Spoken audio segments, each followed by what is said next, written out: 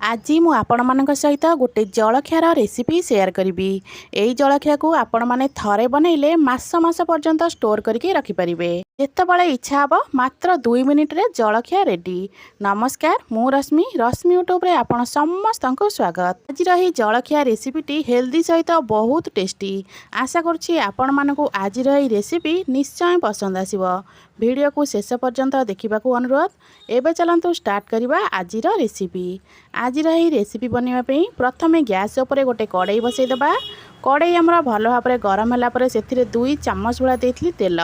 एबे से दबा गोटे चामच जीरा, गोटे चामच सोरिष, से 2 चामच बिरी डाली, 3 चामच भला देती बुट डाली। एबे को भल भाव में टिके आमे भाजिबा।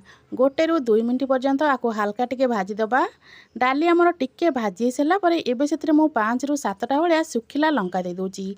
आपण माने चाहिए सुखिला लंका सहित कंचा लंका अल्प मध्य काटिकी दे परिबे।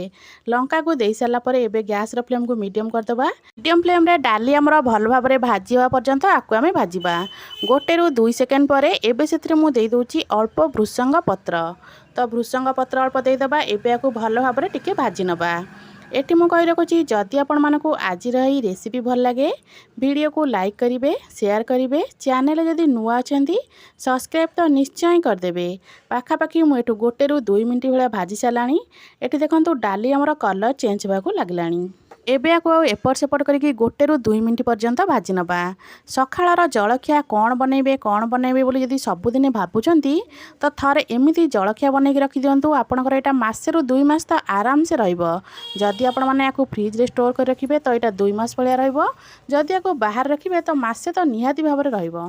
तो ये देखो डाली आमर पूरा भल भाव में भाजी होगलानी। एबे चलतु ये ऐड करवा सुजी। मुझे हाफ केजी सुजी नहीं आपण मैंने आपण क्वांटिटी हिसाब से कम अधिक नहीं। अधिक बनईदेले किसी भी असुविधा नहीं। यहाँ को आम स्टोर करके रखा। एबे आम सुजी को से पर्यंत भाजवा जे पर्यंत सुजी उपर आमर हल्का हल्का कलर न आसी। गैस फ्लेम को लो रखिए, हाई करें। एबे एथरे मु अल्प दे दोची भजा बादाम। जदि आपण माने कंचा बादाम दउथिबे जेतेबेले तेल गरम करिवे सेई टाइम रे बादाम दे देबे। जेहेतु बादाम मोर भजा थिला तो मु एबे याकू देथिली। तो एबे चलंतु आकू भल भाव में भाजी दबा जे पर्यंत सुजीर कलर आमर चेंज न हो जाइछि। गैस फ्लेम को हाई करिवेनी, लो फ्लेम रे रखिकी आकू हल्का भाव में एपट सेपट करके भल भाव में भाजी नेबे। लो फ्लेम रे 2 ରୁ 3 मिनट भाया भाजिला परे सुजी उपरे देखिए हल्का हल्का कलर आसवाक लगे। ये देखो सुजी आमर धीरे धीरे भल भाव में भाजी होगा लगे। एबे चलतु एथिरे आमे अल्प लुण देदेबा। जदि आपण माने मीठा खाइबा पसंद करुथिबे तो यही जगह आपण माने अल्प मीठा मध्य दे परिबे। तो मुझे अल्प लुण दे दूची। मुझे हाफ केजी सुजी नहीं, हाफ केजी सुजी पई एबे एथिरे लुण दबा। तो मुझे 1.5 चामच भाया लुण देथिली। तो एबे लुण दे सारा पर आकू आउ थरे भल भाव में टिके एपट सेपट करके मिसई दबा। लुण देकी गोली सारा पर गैस फ्लेम को ऑफ करदेबे। एबे हमर उपमा प्रीमिक्स पूरा रेडी। आकु एबे छाड़ीदबा ठंडा होगापी। 5-7 मिनिट छाड़ीदेवे ठंडा होगापी। 5-7 मिनिट भितर यहाँ भल भाव में ठंडा हो।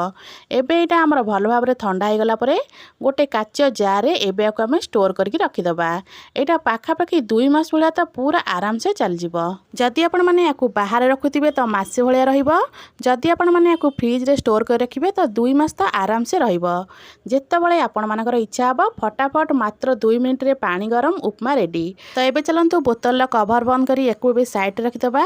एबे मु आपन को ए उपमाटा बनैगिना देखेबी उपमाटा केते जल्दी बनी जाउची। तो गैस उपरे अल्प पानी बसै देछि गरम होआ पे। पानी एठी हमर भल भाव में गरम हो सारानी। एबे उपमा प्रीमिक्स रो गोटे बाउल दे दबा। एथरे गोटे छोट बाउल रे गोटे बाउल नहीं एतिकी सुजी पाई मुझे 2 बाउल भाया पानी गरम करी। एबे गरम पानी रे उपमार प्रीमिक्स को देदबा। एबे आकु टिके एपट सेपट करके गोलैदबा। गैस फ्लेम को टोटली लो रखिथिबे।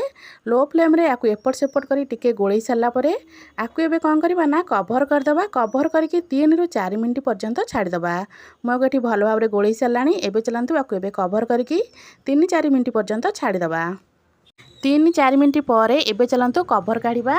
तो ये देखो सुजी आमर केते फुली जाइए। एबे याकू एपट सेपट करके भल भाव में टिके गोलै दबा। एबे देखो उपमा आमर पूरा रेडी।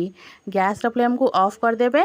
जदि आपन को मीठा उपमा पसंद तो यही जगह अल्प चीनी आपण माने दे परिबे। जदि आपण मानक मिठा उपमा पसंद नुहे तो आपण माने चीनी को टोटाली स्किप करदेबे। तो मुझे अल्प चीनी देइथिली, मात्र गोटे स्पून भाया चीनी एठी देइथिली। अल्प चीनी दे सारा पर आपको एबे एपट सेपट करी गोळेई देबे। एबे हमर उपमा पूरा रेडी। आशा करुछि आपण मानक आज रही रेसिपीटी निश्चय भल लागिथिबो।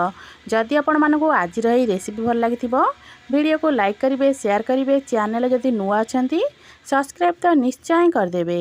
पुणी आसबि गोटे नुआ रेसिपी नहीं, से पर्यंत रहूछि। नमस्कार, जय जगन्नाथ।